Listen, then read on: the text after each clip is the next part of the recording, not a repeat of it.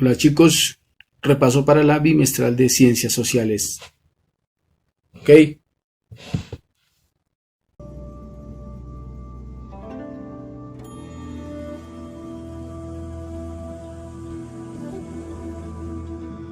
Desde la perspectiva política, ¿cuál ha sido el factor más determinante de la violencia en Colombia durante el siglo XIX? El constante conflicto por las fuentes de petróleo, la pugna por el control de recursos estatales, las marcadas diferencias entre las clases sociales, las luchas partidistas por acceder al gobierno. Los impuestos han sido el dinero más mal invertido en nuestro país, el fraude la práctica más común en elecciones, la evasión de impuestos protagonizada por grandes grupos económicos y la impunidad en el caso de no dar condenas a delitos muy graves cometidos en el país.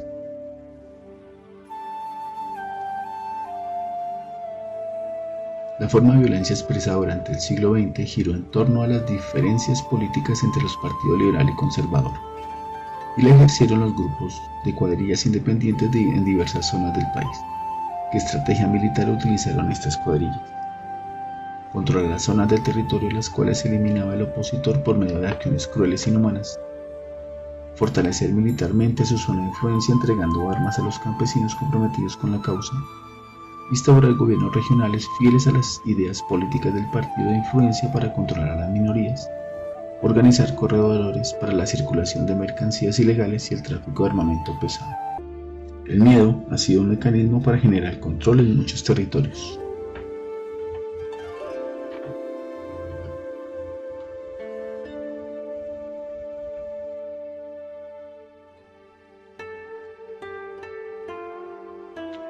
¿Cuál fue el hecho de violencia más reconocido en el escenario de la independencia?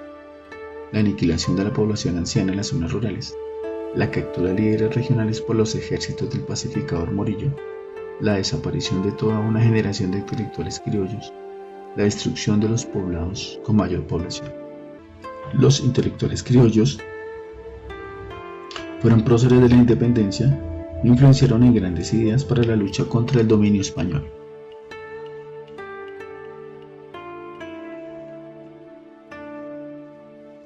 El 9 de abril de 1948 fue asesinado el político liberal Jorge Eliezer Gaitán. En el centro de la ciudad, el hecho produjo el enfurecimiento de los liberales que desataron una ola de violencia y destruyeron el centro de la ciudad. El rechazo de la población por la que salieron a marchar en contra de la violencia política tradicional, la confrontación de los seguidores del caudillo liberal contra las fuerzas militares desplegadas por la ciudad, la promulgación de un decreto de toque de queda nacional para evitar las luchas y las revueltas regionales. La respuesta es la A. El Bogotazo fue el acontecimiento que mostró la debilidad del Estado para solucionar problemas de violencia política.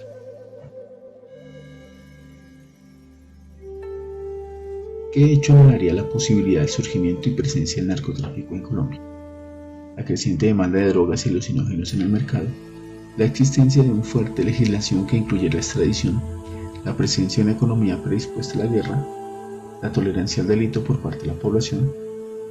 La respuesta correcta es: la extradición consiste en cumplir las condenas por narcotráfico en países del exterior.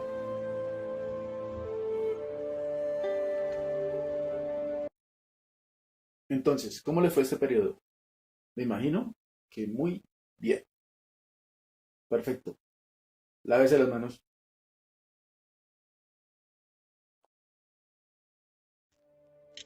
En términos del conflicto y de la crisis de las instituciones colombianas, ¿cuál fue la característica preponderante en las décadas de los 80 y los 90? La agudización del conflicto en las ciudades, lo que obligó a desplazamientos masivos, la crisis de las instituciones estatales permeadas por las políticas neoliberales, el crecimiento económico general promovido por la industria del narcotráfico, el fortalecimiento de las fuerzas militares y de policía y el incremento del pie de fuerza.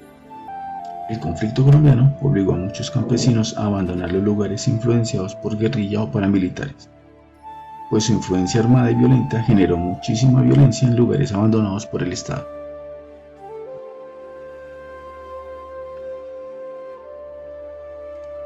Durante los años 90, el Estado colombiano debió enfrentar una guerra abierta contra los carteles de la droga.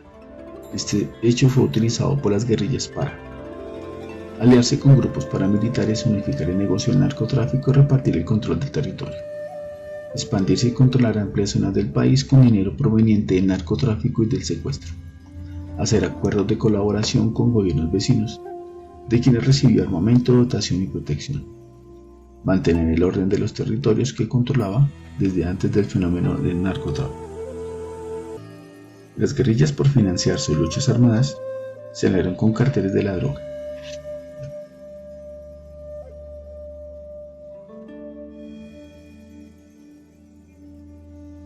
¿De qué se trató el Plan Colombia? Un acuerdo bilateral de ayuda directa con Estados Unidos para afrontar el conflicto.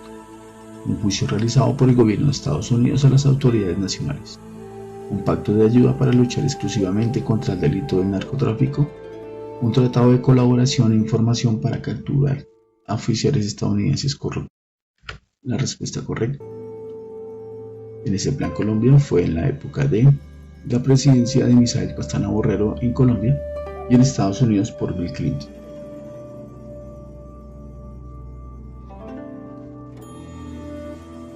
Capacitar para luchar contra los grupos de izquierda fue un papel desempeñado por el Estatuto de Seguridad, el Frente Nacional, la dictadura de Rojas Pinilla, la masacre de las Bananeras o la Escuela de las Américas. La Escuela de las Américas se encargó de capacitar ejércitos latinoamericanos en la lucha contra los grupos de izquierda.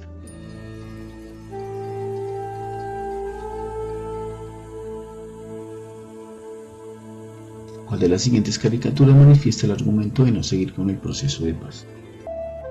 El Centro Democrático, con su senadora Paloma Valencia, han criticado el proceso de paz, atacando a la Justicia Especial para la Paz, pidiendo una reforma de carácter judicial para evitar la impunidad por los delitos atroces cometidos por grupos armados. Buenos días, estudiantes. Repaso para la bimestral de economía. Juiciosos. Chao.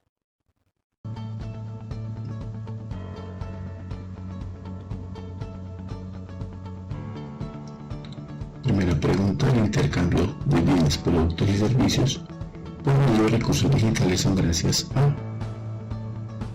La respuesta: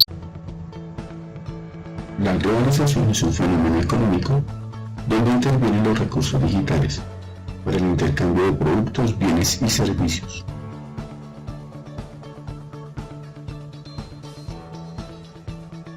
¿Cuál es la definición fundamental del concepto de globalización? La respuesta: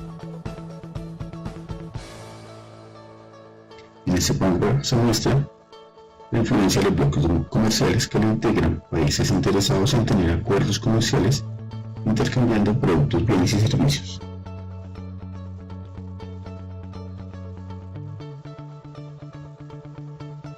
La tercera pregunta: ¿qué caracteriza a los países pertenecientes a la periferia? Y la respuesta es: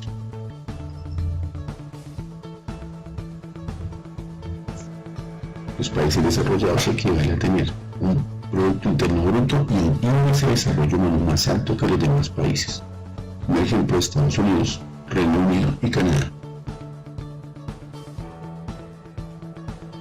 Cuarta pregunta: dentro de la configuración del sistema del mundo, que se ha conocido como las potencias emergentes.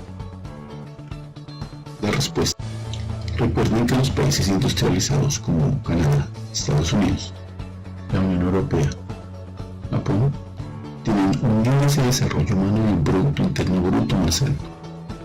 En el caso de los países periféricos como Norte y Sudamérica, Centro de África y el Medio Oriente, su índice de desarrollo humano y Producto Interno Bruto son bajos, pero los que han ido mejorando en estos dos indicadores han sido México, Brasil, India, Indonesia y China.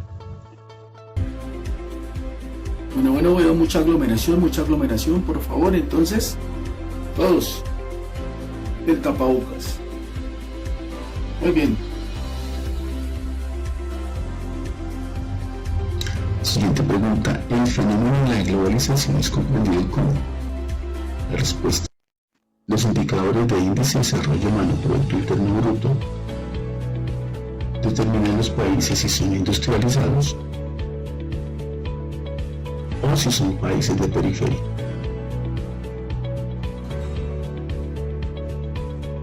o en este caso países emergentes. El índice de desarrollo humano y el Producto Interno Bruto se mide de acuerdo a su nivel educativo, servicios de salud y el fomento del empleo.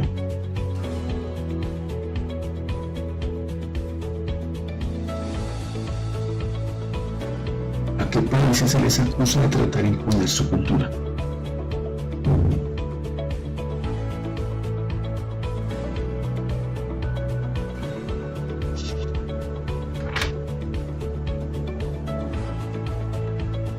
A los países industrializados.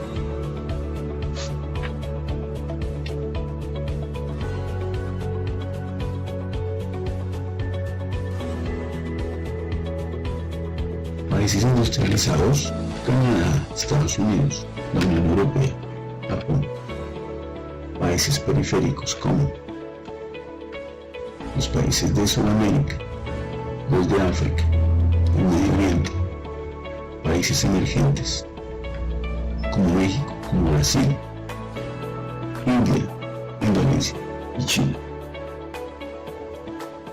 Estos países son influenciados económicamente por estos países llamados industrializados. Han logrado hasta influir en los jóvenes, creando verdaderas industrias culturales.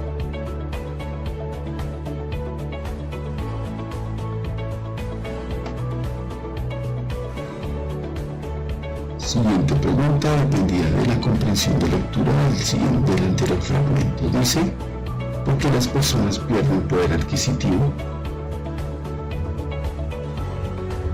Y la respuesta: porque los precios de los bienes de consumo crecen más aceleradamente que la cantidad de dinero que poseen.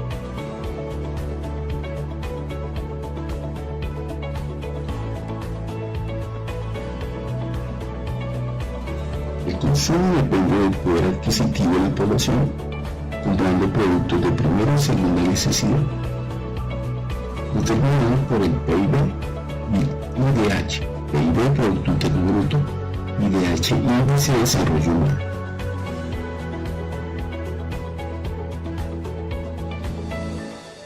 Las industrias culturales y las tendencias juveniles son gracias a la influencia de países industrializados.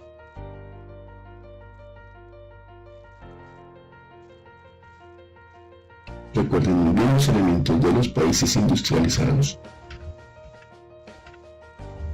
Influencia directa en países periféricos. Igualmente hacia países emergentes.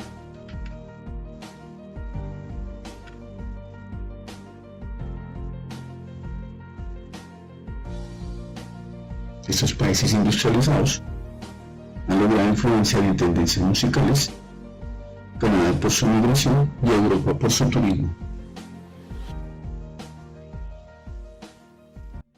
Muchas gracias por su atención.